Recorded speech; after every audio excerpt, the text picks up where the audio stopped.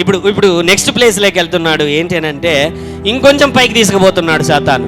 ఎంత ఈడున్నాడు. ఇప్పుడు యేసు తినే ఆకలి అయినప్పుడు, ఇప్పుడు పినకల దగ్గరికి, ఆ టెంపుల్ పినకల దగ్గరికి వచ్చినప్పుడు ఆడున్నాడు. ఈసారి ఏకంగా కొండ మీదకి తీసుకుపోతుంటున్నాడు అనమాట. హల్లెలూయా. కొండ మీదకి తీసుకొని వెళ్ళి నిలబెట్టి యేసు ఏంటనంటే లూకాసు వార్తలో అద్భుతమైనటువంటి మాట 6వ వచనంలో 5వ వచనంలో, అప్పుడు అపవాది ఆయనను తీసుకొని పోయి భూలోక రాజ్యములన్నింటినీ ఒక నిమిషంలో ఆయనకు చూపించి, ఏమండి, భూలోక రాజ్యములన్నింటినీ ఎంతలో అంట, తర్వాత ఈ అధికారం అంతయు ఈ రాజ్యముల మహిమ నీకు ఇత్తును, అది నాకు అప్పగింపబడి ఉన్నది, అదెవనికి నేను ఇయ్యకూడదునో వానికి ఇత్తును, కాబట్టి నీవు నాకు మ్రొక్కితివా, ఇదంతయు నీదగునని ఆయనతో. హల్లెలూయా. ఆది నుండి ఒకటే పీకులాటండి వానికి. హల్లెలూయా. ఎవరికి? సాతానుకి. ఏంటి అని అంటే దేవుని సింహాసనం. అదే కదా వాని కోరిక. దేవునితో నేను సమానముగా చేసుకుందును, పరిశుద్ధ పర్వతము మీదకి ఎక్కుదును, పరిశుద్ధ గొప్ప సింహాసనం మీద నేను. మొదటి నుంచి ఇప్పుడు కూడా ఏం చేస్తున్నాడు? వచ్చి ఆలోచించు, ఇదిగో ఒకే ఒక్కసారి, ఏంటి, ఒకే ఒక్కసారి నేను చెప్పిన పని అంతా చేసావనుకో, ఏంటనంటే ఇదంతా ఏంటా పని, నాకు ఒకే ఒక్కసారి సాగలు. అడుక్కు తింటున్నాడు, అడుక్కు తినే విధవా. హల్లెలూయా, హల్లెలూయా. నాకు సాతాను అంటే చాలా కోపం అండి, చాలా చాలా కోపం. ఇంతకుముందు కూడా పంచుకున్నా.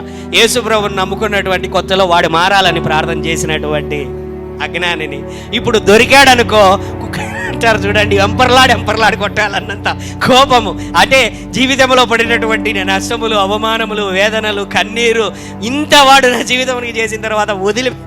హల్లెలూయా. So that's why I'm saying, curse him. వాన్ని శపించండి, వాన్ని బంధించండి, వాని క్రియలను నాశనం చేయండి, వాన్ని గద్దించండి.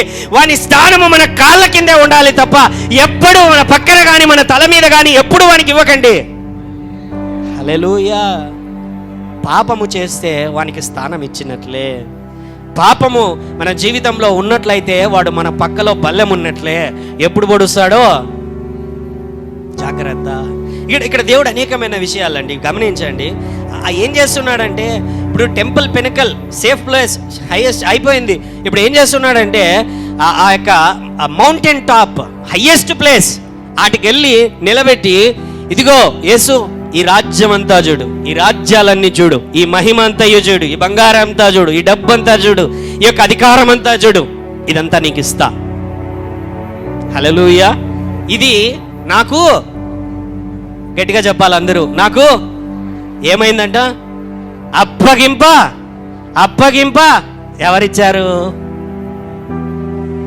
ఎవరిచ్చారు వానికి? నాకు అప్పగింపబడింది అంటున్నాడు వాడు.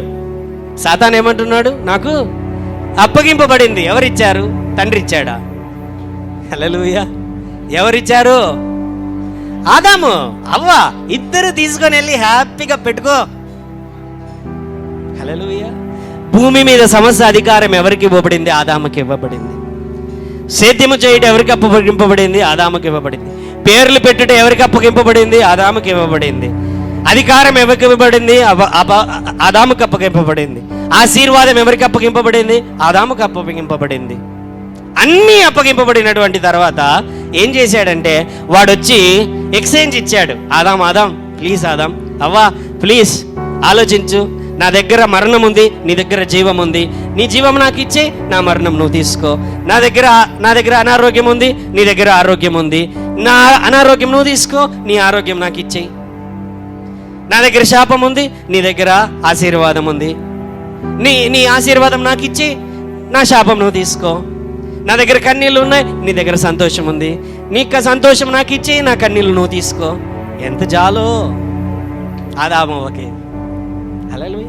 అదే కదా జరిగింది. నేను కొంచెం మనకు అర్థం అవడానికి ఎక్స్ప్లెయిన్ చేస్తుంటున్నాను. ఎవ్రీథింగ్ హీలో ఎవరి ద్వారా అప్పగింపబడింది అంటే ఆదాము అవ్వ ద్వారా అది అప్పగింపబడింది. 4000 సంవత్సరాలు వాని దగ్గరే ఉండిపోయింది అది. 4000 సంవత్సరాలు. యేసు వచ్చినంత వరకు కూడా వాని దగ్గరే ఉంది. ఇప్పుడు ఏం చేస్తున్నాడంటే, యేసయ్య నువ్వు ఒకసారి ఆలోచించు, నువ్వు దేవుని కుమారుడు కదా, మరి దేవుని కుమారుడు సిలువ వేయబడాలి, అవమానమును పొందాలి, ఉమ్మి వేయించుకోవాలి, కొరడా దెబ్బలతో కొట్టించుకోవాలి. నువ్వు ఎందుకు వచ్చావు ఇక్కడికి? హల్లెలూయా. ఈ లోకానికి నువ్వు వచ్చావు, ఎందుకు వచ్చావు అని అంటే, యేసయ్యను ఒకవేళ ఎందుకు ప్రభువా నువ్వు యేసయ్య ఈ లోకానికి వచ్చావంటే ఆయన చెప్పేటువంటి మాట, నశించిన దానిని వెదకి రక్షించుటకు వచ్చాను అంటాడు. ఏం నశించింది? మానవులలో ఉన్న అధికారం అంతా సాతాను దొంగిలించాడు. ఆ అధికారమునంతా, మహిమనంతా, ఆనందాన్నంతా, ఆరోగ్యాన్నంతా, విజయాన్నంతా తిరిగి సాతాను దగ్గర నుంచి తీసుకొని వెళ్ళి మానవుని చేతిలో పెట్టడానికి నేను వచ్చాను. అంతే కదా ఆయన వచ్చి, అందుకనే కదా ఆయన వచ్చేది. హల్లెలూయా. ఇప్పుడు సాతాను ఆఫర్ ఇస్తుంటున్నాడు. Jesus, you have one offer.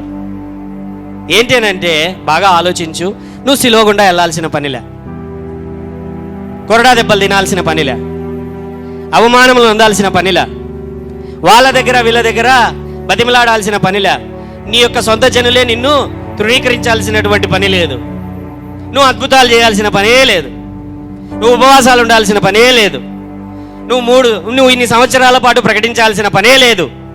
సాతాను చెప్పలేదు, నేను చెప్తున్నా. హల్లెలూయా. అంతే కదండి. ఇప్పుడు ఎందుకు వచ్చాడు ఆయన? ఇదిగో నాకు అది ఏదైతే ఆదాము పోగొట్టుకున్నాడో అదంతా తిరిగి తీసుకు మానవునికి ఇవ్వడానికి వచ్చాడు. ఇప్పుడు సాతాను చెప్తుంటున్నాడు, అదిగో నేను ఇచ్చేస్తా నీకు. నువ్వు ఇవన్నీ వెళ్ళాల్సినటువంటి పని లేదు కదా, మేకులు కొట్టించుకోవాల్సినటువంటి పని లేదు, పిలాతు దగ్గర మనుషుల దగ్గర అన్యాయపు తీర్పు నొందాల్సినటువంటి పని లేదు. గెత్సెమనే తోటలో ఆయన రక్తము కారునట్లుగా ఆవేదన పడి పని లేదు.